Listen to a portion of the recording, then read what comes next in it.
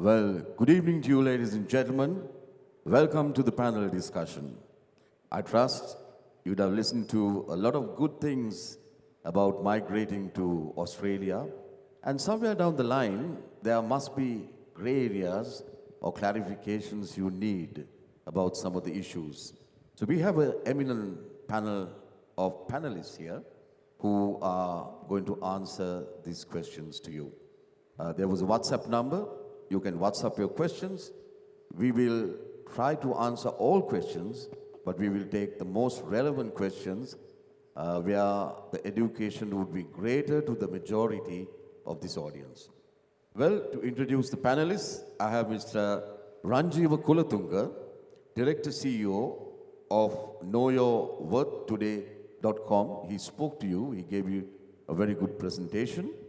Then we have Mr. Ron Meerwald from Winfield, Australia. He's a consultant for investment, property, and finance. Well, he's a real estate consultant. He will have some questions for you. I'm already getting questions about real estate and where to live and things like this. We also have Deirdre Mendis, Head of Migration, who spoke to you. If there are questions, you can send it to her.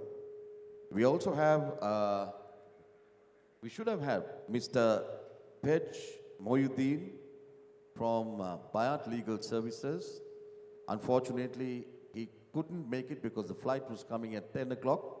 But nevertheless, we will answer some of his questions or queries, or maybe I will be able to enlighten you on his subject of the second passport, which will enable you to visit over 140 countries visa-free. I will tell you about it later. Then we have Mr. Dulain, young man from Australia, right, the most eligible bachelor, right, couple of years more to go, to answer some questions for the youth. Then we have Annya Gunasekara, Head of Operations, and the man of the match, Manjula Kulatunga. Right. For the questions, as I told you, we've got a couple of questions which have come on real estate. I know when you go to a new country, you will have to find a place to stay. And that is where people like Ron will be useful. Ron, can you tell us, can a new immigrant who comes there on maybe a work visa, right, for the first time, right, what are his chances of buying a house, an apartment, or renting a place, for starters? Yes, real estate is not complicated in Australia, actually. Even a non-resident can purchase a property. They can rent a property. There is a bond that they have to pay, which is not much. That is for renting. But when you come to purchasing a property, if you are a non-resident, the only criteria will be is that you have to buy a new property. But if you have certain visa categories, so this is on a case-by-case basis, what happens is then you can obtain in the mainstream and you are no difference between a residence until you get your PR, actually. So in some cases, there's a bridging visas and all that. I don't want to go into all those things at this point. But in certain circumstances, you have the right to buy whatever a resident or a citizen can buy. Yeah, Ron, just to interrupt you. Well, a lot of people are talking about the Australian government being very friendly towards immigrants. At what stage will a grant be given to an immigrant? Or is there a grant available for an immigrant? Or is there a process where when he becomes a citizen or he gets a PR status, is he entitled to a grant? Yes, for a startup, there is a first homeowner grant that is given to all residents. So you don't have to be a citizen. As soon as you get your resident status, or when you reach that category of a visa status, you get your first homeowner grant. Just after COVID, They gave an additional $25,000 just to support the industry. A lot of people were eligible for that, and even these were eligible for the second time they buy a house, but who has not been in the home for some time. So there's different categories. They try to help a lot. Then there is stamp duties, and in most cases, when you're buying your first home, there is no stamp duty to be paid. So fees are waived on top of your first homeowner grant. Okay, thank you, Ron. I've got a question for Ranjeewa, and the question is, what is the need for one to find their true value or true worth? Okay. If I ask you a question, will you give the front door key of your home to a stranger? Will you? Nobody is going to give your front door key in your house to a stranger, right? Why? Because what is in your house is all your own wealth. So why do you think Australia is wanting people? Because they want to hand over the front door key of their country to somebody like you to grow their economy. Who are we to them? We are a stranger. And like the way you don't want to give the front door key to a stranger, they will also think twice, and they have enough and more ways in which those companies will want to check whether you match up to the bill in terms of your capability and your skill. So, if you do know your worth and know your value and your worth, you will be able to really look at the best fit for you when you land there in those corporates and identify and go for the right job, which will help you. And if you know it now, you can get ready now. So once when the visa process is ready, you are ready. So you will be like a person that they really want to have. So that's the reason why one needs to know their worth and also the skills gaps that will help you to really ride high. Well, thank you, Ranjeewa. A question for Deirdre. Well, we're talking a lot about procedures, and they need to find out the procedure of filing an application. Well, do you file it on their behalf, or when you file it for them, are they in direct contact with the government, or they are contacted through you? When you register with a MARA agent, then your full process is handled by them. So they collect the documents, they do the processings, it goes on a MARA portal. So the correspondence also go through the MARA agent. So once the department wants to contact the client, it is done through the agent itself. So once the agent gets the correspondence, they will coordinate with the client and then reply on behalf of them. Okay, thank you, Deirdre. Well, we'll now move on to the young man. I'm going to ask a very inquisitive question. He was talking about he was getting paid when he was 15 years old, right, working for McDonald's and places like that. What do you think a young person today would be getting? What would be the minimum wage for a young student, yes, working? For a standard 18-year-old, it would be around above $20. And depending on the job itself, they would get paid more. $20 an hour.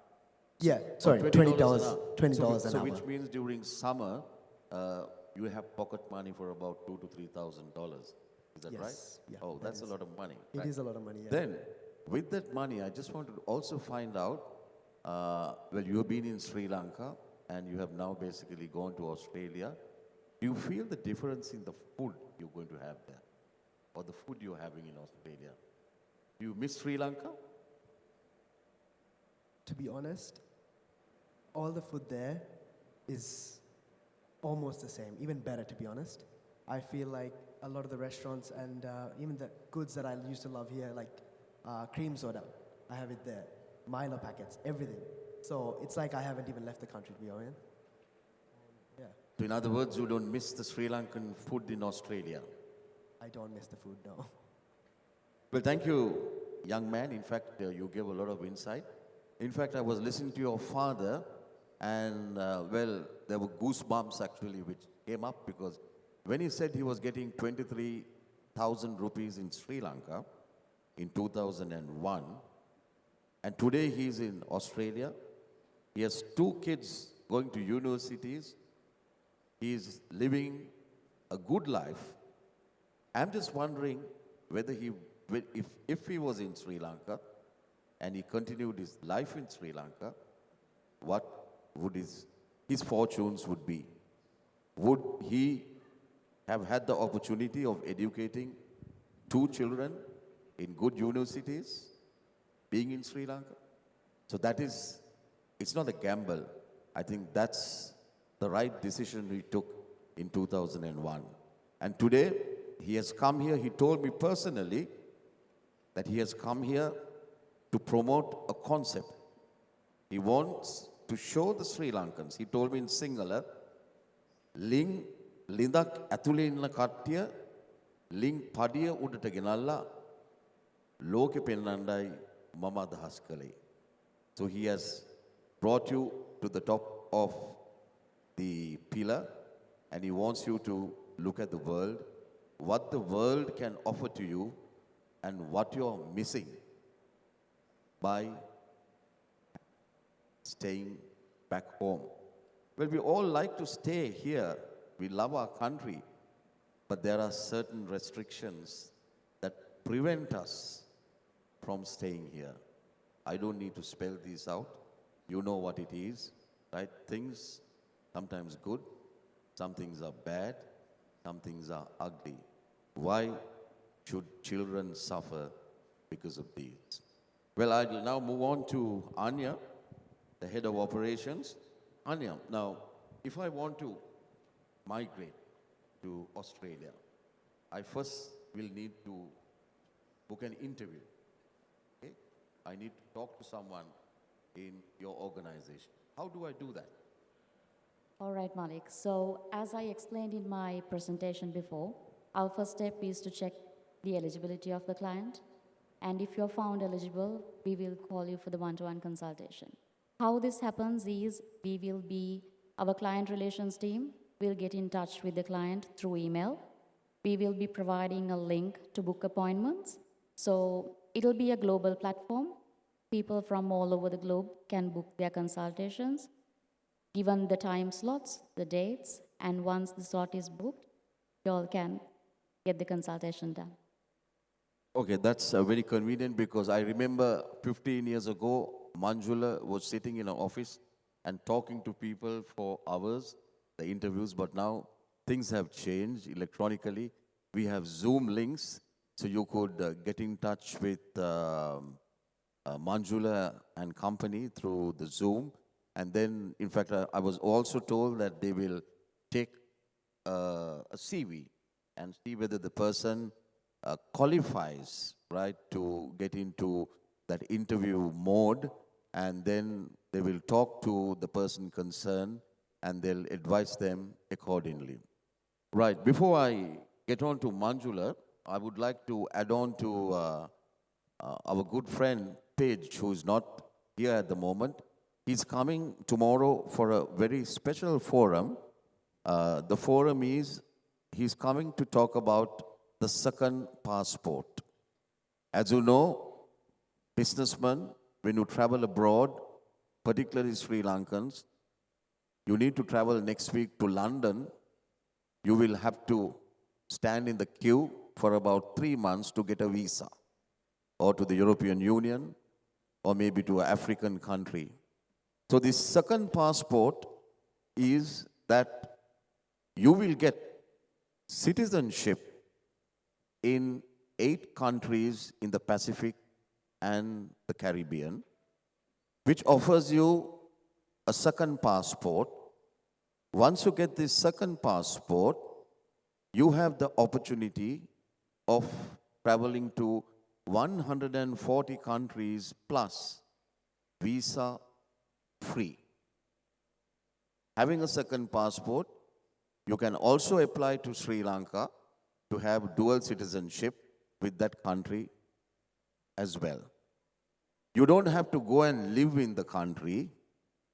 You can make your applications. If you want, you can get all these documentations done while you're in Sri Lanka.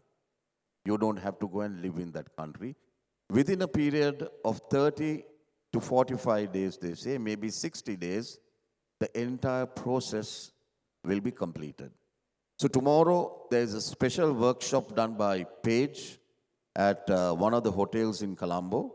But if any one of you would require a meeting, a very serious meeting with Paige, because his diary is getting filled up for the 3rd of December, that's a Saturday, we could basically reserve a slot for you to come and talk to him about the second passport with absolutely no obligation.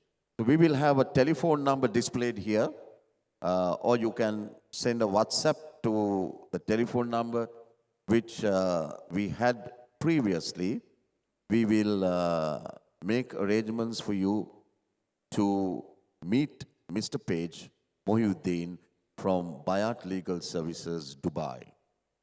Right, our final question is going to be to Manjula.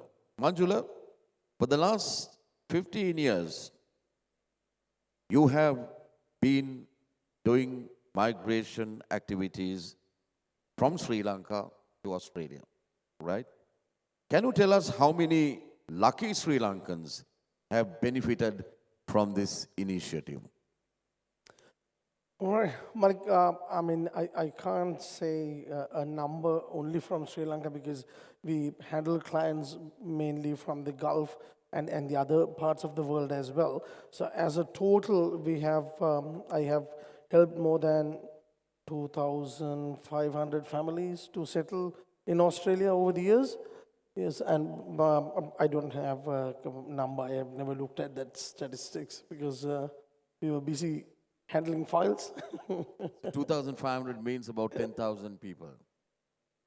Yeah, well, on average for family Okay, that's members, good. yes. That's good. Well, that's a lot of service you've done for them because you certainly put a big smile on their faces, not only the migrant, but the wife and the children as well. And then they're certainly having a better life than they were having before. Ron, is there anything else you want to add? Because, there were a whole heap of questions about some technicalities as well, about interest rates, right? Long-term loans, for instance, how much they would have to pay as a rental if they're buying a house, a medium-sized house, on an average. Yeah, just one thing before I answer that question was what Dulain was saying. Now, I always tell people when they ask me what's so great about Australia is, I said, if you're earning minimum wage, mom and dad with 2 children, in a very short time, just on minimum wage, like factory workers, you can buy a house, send your children to school, have 2 cars, and every other year you can go on a holiday. Now, you try to think about your scope, and I'm talking about minimum wage here. So that's very important when you're thinking about a country like Australia in opposed to United States, London, or any of those developed countries we have been to, and they can't do that, but in Australia you can. Because the cost of living in Australia is extremely low. We get a Medicare card. So the health is being looked after. Then you get the dole system. You get a lot of support. You get a startup system. So there is a lot of things that The government helps you to start up your life. Tisanka. But when it comes to property, that's a easy thing. Once you have a deposit, half the battle is won. Then after that, the banks will kick in and they will give you up to 95% home loan. So all you have to do is have 5%, and with the government grants, you're automatically having a 25 to 30-year loan with very low interest rates. Right? Recently, the interest rates went up to a staggering 4%, right? But it was in 1.9% about 3 months ago. Well, talking about interest rates, 4% in Australia.